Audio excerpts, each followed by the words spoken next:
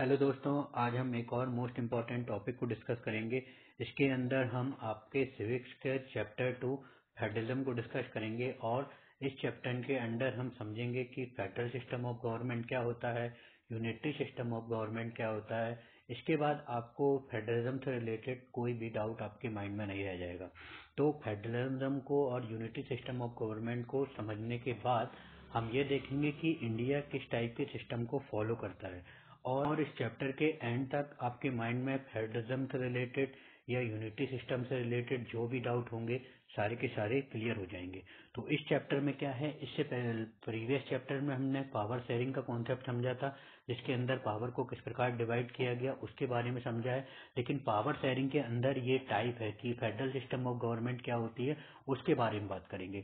तो इसमें हम समझेंगे कि फेडरल सिस्टम गवर्नमेंट क्या है, यूनिटी सिस्टम गवर्नमेंट क्या है। ठीक है, तो सबसे पहले हम फेडरलिज्म को समझते हैं। और फेडरलिज्म के अंदर क्या होता है, फेडरलिज्म को हिंदी में हम कहते हैं संघात्मक शासन। संघात्मक शासन का मीनिंग क्या होता है, संघात्मक शासन मीन्स होता है संघ को इन जनरल कहा जाता है यूनियन। तो यूनियन क्या होता है, जब कई सारे स्टेट आपस में मिलकर एक यूनियन का क्रिएशन करते हैं तो उसे कहा जाता है फेडरेशन। फेडरेशन का इन जनरल मीनिंग होता है कि संघ का क्रिएशन। संघ के क्रिएशन में क्या होगा, जब बहुत सारे स्टेट अपनी ऑटोनॉमी के साथ किसी कंट्री का फॉर्मेशन करेंगे तो इस केस में क्या होगा कि सारे स्टेट आपस में मिलकर यूनियन का फॉर्मेशन कर रहे हैं। इसका मतलब है कि जो सारे स्टेट यूनियन में आए हुए हैं वो सारे स्टेट इंडिपेंडेंटली भी बहुत ज़्यादा पावरफुल है। तो फेडरेशन में क्या सिस्टम है, फेडरल सिस्टम ऑफ गवर्नमेंट में क्या बोला जाता है कि फेडरल सिस्टम ऑफ गवर्नमेंट के अंडर जितने भी स्टेट इसमें इंक्लूड होते हैं उनका क्या होता है, उनकी इंडिपेंडेंट सॉवरेनिटी होती है, उनकी अलग अलग स्वायत्ता होती है। मीन्स क्या कर सकते हैं कि ये किसी भी इस तरह के एग्रीमेंट से नहीं आए हैं कि इन्हें फोर्सफुली उस यूनियन को ज्वाइन ही करना था। ये अपनी मर्जी से उस यूनियन में आए हैं। इसलिए अगर ये कोई पर्सन अपनी मर्जी से किसी यूनियन को ज्वाइन करता है इसका मतलब वो मोस्ट पावरफुल होता है। तो इस केस में क्या होता है, फेडरलिज्म के कॉन्सेप्ट में क्या होता है कि हर स्टेट जिस स्टेट ने उस यूनियन को ज्वाइन किया है वो इक्वली पावरफुल होता है। तो फेडरेशन को अगर हम एज अ डेफिनेशन की फॉर्म में समझेंगे तो क्या होता है, federalism is the system of government in which the power is divided between the central authority and the various state unit of the country. Means क्या होता है कि पावर को इक्वली डिवाइड किया जाता है सेंट्रल अथॉरिटी के बीच और डिफरेंट डिफरेंट जो उनके अंडर यूनिटें होती हैं उनके बीच में पावर को डिवाइड किया जाता है। टिपिकली क्या होता है कि फेडरेशन में 2 लेवल होते हैं। One is the government for the entire country that is usually responsible for few subject and common issue. Mainly क्या होता है कि जनरली माना जाता है कि फेडरेशन में क्या है, 2 लेवल पे गवर्नमेंट वर्क करती है। वन होती है सेंट्रल लेवल पे जो पूरी इंटायर कंट्री के लिए रूल फॉर्मेशन करती है, और सेकंड क्या होती है स्टेट लेवल पे या प्रोविंस लेवल पे। The other government are the level of province of the state that look after the much day to day work administration in their state. मतलब इनका क्या काम है, इनका काम है कि जो स्टेट में डे टू डे एडमिनिस्ट्रेशन है उसको किस तरह से चलाना है। तो वो काम होता है स्टेट लेवल का, और सेंट्रल लेवल पे जो गवर्नमेंट होती है वो सेंट्रल के जितने भी वर्क होते हैं उनको देखती है। ठीक, कंडीशन क्या होती है, both these level of government enjoy their power independent to each other. मतलब ये क्या है कि ये दोनों जो गवर्नमेंट होती हैं इनकी इंडिपेंडेंटली पावर होती है। मीन्स ये दोनों एक दूसरे से इंडिपेंडेंट होती है। एक सेंट्रल गवर्नमेंट स्टेट गवर्नमेंट की पावर में इंटरफेयर नहीं कर सकती है और स्टेट गवर्नमेंट सेंट्रल गवर्नमेंट की पावर में इंटरफेयर नहीं कर सकती है। तो ये कुछ कंट्रियां आपको गिवन है जिनको आप देख सकते हो जिसमें federal system of government follow किया जाता है, जिसमें बड़ी बड़ी कंट्रियां आप देख सकते हो जैसे रशिया है, कनाडा है, यूएसए है और हमारा प्यारा इंडिया है। ऑस्ट्रेलिया का भी आप एग्जाम्पल ले सकते हो। तो ये क्या है, ये हमारी सारी पावरफुल कंट्रियों में इंक्लूडेड है। तो इनमें क्या है, फेडरल सिस्टम ऑफ गवर्नमेंट को फॉलो किया जाता है। बट इंडिया के केस को हम आगे डिस्कस करेंगे, जिसमें हम देखेंगे कि इंडिया में जो फेडरल सिस्टम ऑफ गवर्नमेंट है वो कम्प्लीटली फेडरल के रिजिड लाइन को फॉलो नहीं करता है। इंडिया में जो फेडरल सिस्टम ऑफ गवर्नमेंट है वो कम्प्लीटली डिफरेंट है जो फेडरल में एग्जैक्टली मेंशन किया गया है। वो हम इंडिया के जब केस स्टडी करेंगे उसके बाद उसमें हम डिस्कस करेंगे। ठीक है, तो हम बात करते हैं अब यूनिटरी गवर्नमेंट की। तो यूनिटरी गवर्नमेंट क्या होता है, तो यूनिटरी गवर्नमेंट में क्या होता है, either there is the only one level of government या तो वहाँ पे एक लेवल की गवर्नमेंट होगी, या फिर अगर अदर गवर्नमेंट भी वहाँ पे एग्जिस्ट कर रही हैं तो वो सारी गवर्नमेंट सेंट्रल गवर्नमेंट की सबऑर्डिनेट होंगी। ठीक है, या तो वहाँ पे सिंगल सेंट्रल गवर्नमेंट ही एग्जिस्ट करेगी, या वहाँ पे अदर गवर्नमेंट एग्जिस्ट करती हैं तो वो किस तरह से काम करेंगी, वो सेंट्रल गवर्नमेंट के एज अ सबऑर्डिनेट की तरह ही काम करेंगी। इसको समझने का एक मेथड ये है, जैसे हमने फेडरलिज्म को समझा था, फेडरल गवर्नमेंट सिस्टम को समझा था, उसमें क्या समझा था, संघात्मक शासन के बारे में बात की थी। जिस तरह से कि यूनियन क्रिएट होती है तो यूनियन में क्या है, सारे लोग, सारे जो स्टेट हैं वो इंडिपेंडेंट है। इसी तरह से जब हम यूनिटरी का हिंदी में मीनिंग निकालते हैं तो यूनिटरी का मीनिंग क्या होता है, एकात्मक शासन। एकात्मक शासन मीन्स क्या है कि जिसमें पावर किसी एक के पास होगा। इसीलिए यूनिटरी सिस्टम ऑफ गवर्नमेंट में सारी पावर किसके पास होती है, यूनिटरी सिस्टम ऑफ गवर्नमेंट में सारी पावर सेंट्रल गवर्नमेंट के पास होती है, और जो स्टेट गवर्नमेंट होती है और जो प्रोविंशियल गवर्नमेंट होती है वो उसके असिस्टेंट की तरह काम करती है। ठीक है, तो आपको क्लियर हो गया होगा कि फेडरल सिस्टम ऑफ गवर्नमेंट क्या होती है और यूनिटरी सिस्टम ऑफ गवर्नमेंट क्या होती है। तो अब हम फेडरलिज्म के की फीचर के बारे में बात करते हैं। तो ऑलरेडी पहला जो पॉइंट है वो हम ऑलरेडी जानते हैं कि देयर आर द टू और मोर लेवल ऑफ गवर्नमेंट, कि मतलब दो और उससे ज़्यादा लेवल पे गवर्नमेंट का फॉर्मेशन हो सकता है, तो ये हम ऑलरेडी पढ़ चुके हैं। सेकंड पॉइंट है इसके अंदर कि different tyres of govern the same citizen but each tyre has own jurisdiction in the specific matter of legislation, taxation and administration.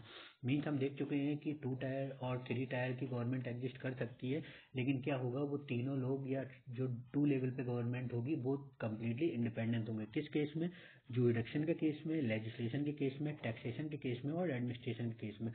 Means क्या है कि सेंट्रल गवर्नमेंट अपना अलग लॉ बना सकती है, स्टेट गवर्नमेंट अपना अलग लॉ बना सकती है, सेंट्रल गवर्नमेंट अपना अलग टैक्स लगाएगी और स्टेट गवर्नमेंट अपना अलग टैक्स लगाएगी। क्योंकि फेडरलिज्म की हमने मीनिंग को समझा है कि फेडरलिज्म में स्टेट और सेंट्रल कम्प्लीटली इंडिपेंडेंट होते हैं, तो सबके पास अपनी अथॉरिटी खुद होती है कि वो डिसाइड कर सकें कि किस तरह से टैक्स को लगाना है, किस तरह से एडमिनिस्ट्रेशन को चलाना है। पॉइंट क्या है, jurisdiction of the respected level of tier government are specified in the constitution.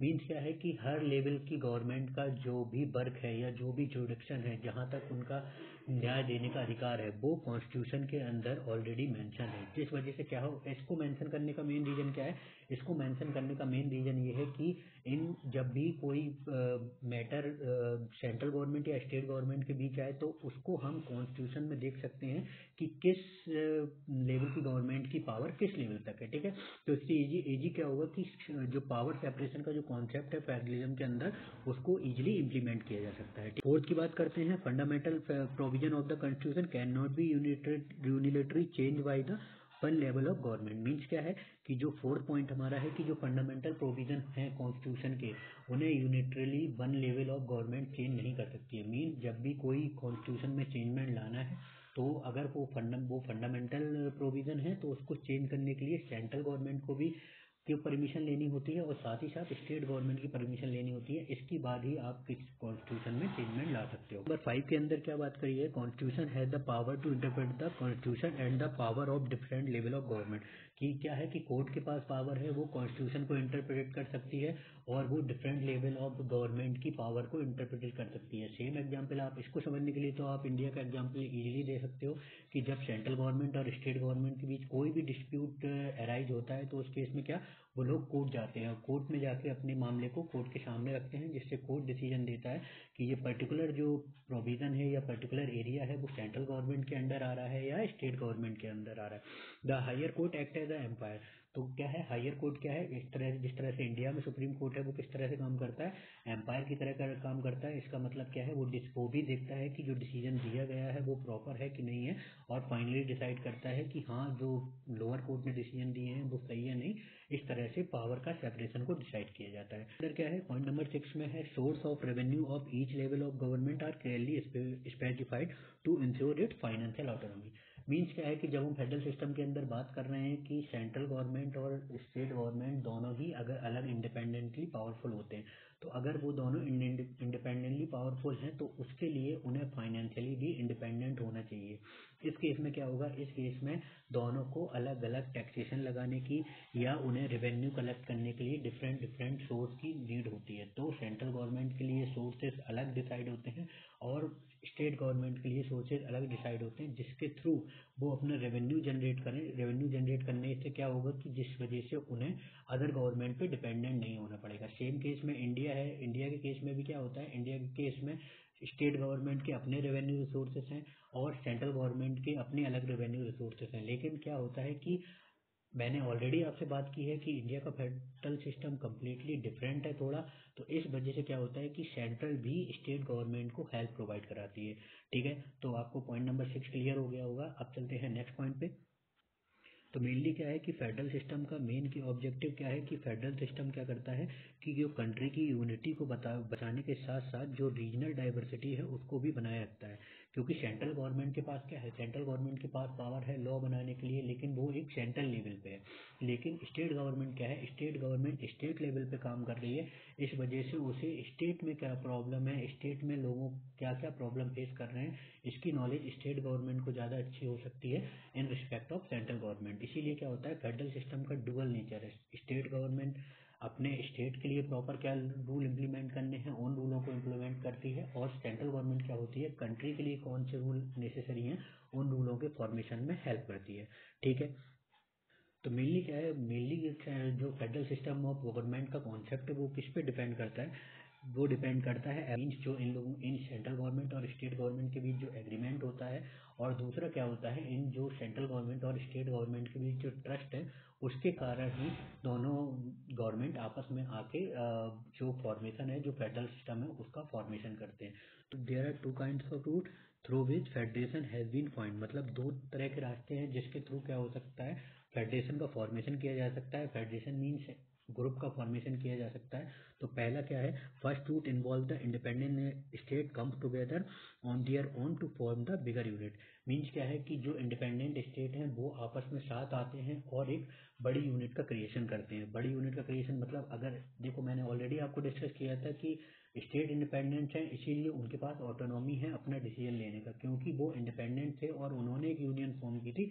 इस वजह से वो अपने डिसीजन लेने के लिए उनके पास ऑटोनॉमी रहती है। तो इसका एग्जांपल लेने के लिए अगर हम बात करें तो क्या है, यूएसए है, स्विट्जरलैंड है और ऑस्ट्रेलिया है। तो ये इस टाइप के स्टेट हैं जिसमें इंडिपेंडेंट स्टेट साथ में आए और उन्होंने एक यूनियन का फॉर्मेशन किया।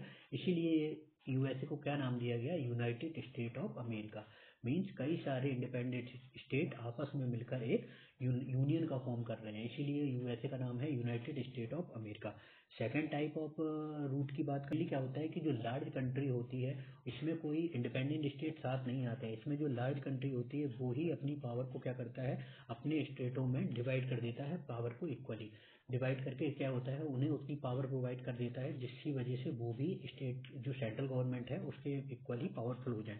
तो इनके एग्जाम्पल में क्या है, इंडिया है, स्पेन है, बेल्जियम है। तो ये क्या है, इनमें क्या है कि ये सारे स्टेट एक साथ ही थे, लेकिन क्या है कि इनको सेंट्रल गवर्नमेंट ने पावर प्रोवाइड कराई जिससे ये अपने आप को कम ना समझे, ये अपने आप को भी सेंट्रल गवर्नमेंट के इक्वल समझे। तो इस वीडियो के अंदर हमने बात किया फेडरल सिस्टम ऑफ गवर्नमेंट और यूनिटरी सिस्टम ऑफ गवर्नमेंट। तो अब इंडिया के केस में किस टाइप का सिस्टम को फॉलो किया जाता है इसको हम नेक्स्ट पार्ट में डिस्कस करेंगे। तब तक के लिए थैंक यू, कीप वॉचिंग।